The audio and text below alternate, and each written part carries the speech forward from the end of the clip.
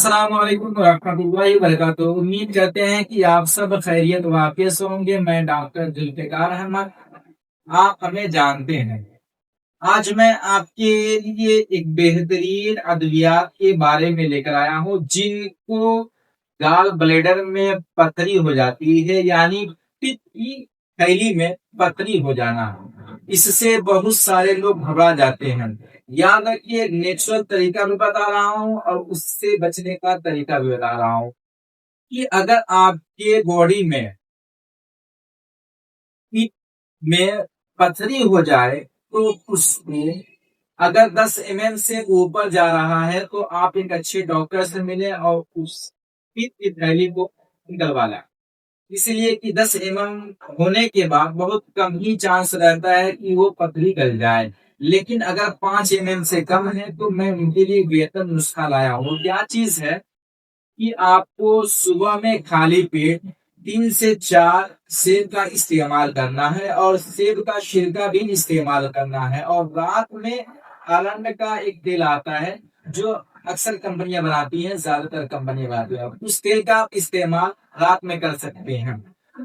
अब इसके इस्तेमाल से आपकी पथरी धीरे धीरे गल के खत्म हो जाएगी, जो गॉल ब्लैडर में थी, यानी पित्त की थैली में जो पथरी थी, आपकी धीरे धीरे इन चीजों का इस्तेमाल करने से गल के खत्म हो जाएगी। लेकिन साथ में परहेज बहुत जरूरी है, परहेज पे ध्यान दीजिएगा।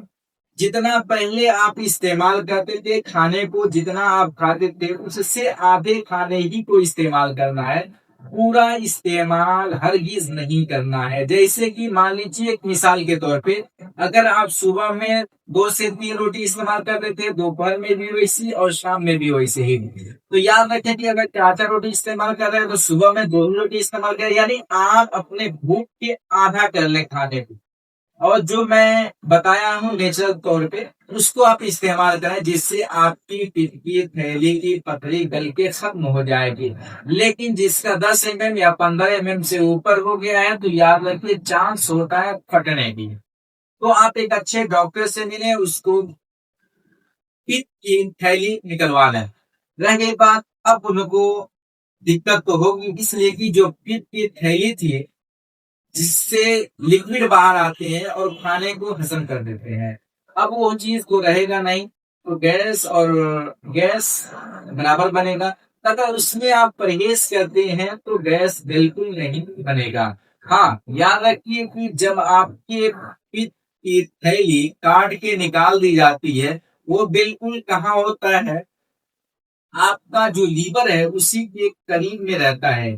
तो लीवर से वो चीजें आती हैं और डायरेक्ट जब हम कोई भी चीज खाते हैं तो देखता है वो पित्ताशय कि क्या चीज इस्तेमाल कर रहा है, फौरन थोड़ा से छोड़ देता है, जिससे हमारी बॉडी में गैस वगैरह नहीं बनता है। लेकिन वो तो बनना स्टार्ट ही कर रहा है, जो पित्त में रहता है लिक्विड, वो तो बनना स्टार्ट ही हो गया है।